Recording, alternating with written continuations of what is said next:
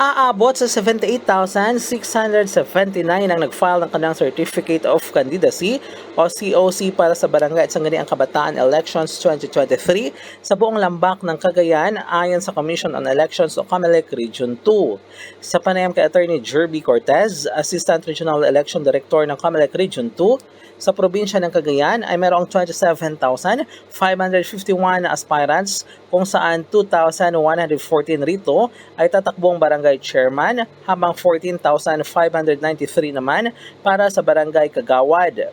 Nasa 2,440 naman ang mga kakandidato para sa Sangguniang Kabataan Chairmanship at 8,430 para sa SK Kagawad. Sa kabuuan, simula ika-28 ng Agosto hanggang ika-2 araw ng Setyembre ay naging mapayapa o mano ang filing. Aniya, dahil bago pa lamang ang pagsumiti ng COC ay hindi kaagad malalaman kung mayroong madidiskwalipika sa mga tumatakbong kandidato at malalaman naman ito sa mga susunod na araw depende sa matatanggap na complaint o reklamo ng COMELEC sa Manila. Nagbabala rin ang opisyal sa mga magsasagawa ng premature campaigning na mahigpit na pinagbabawal ang sa mga panahong ito. Aniya, itinakda sa ika-19 ng Oktubre hanggang ika-28 ng Oktubre ang pangangampanya ng mga kandidato sa barangay at SK.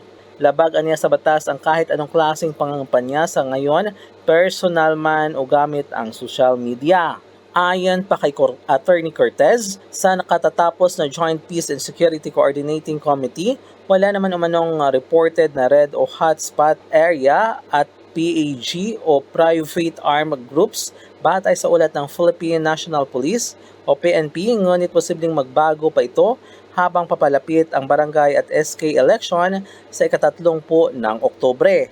Mula dito sa Cagayan, MJ de la Cruz para sa Radyo Alternatibo, Balita Nationwide.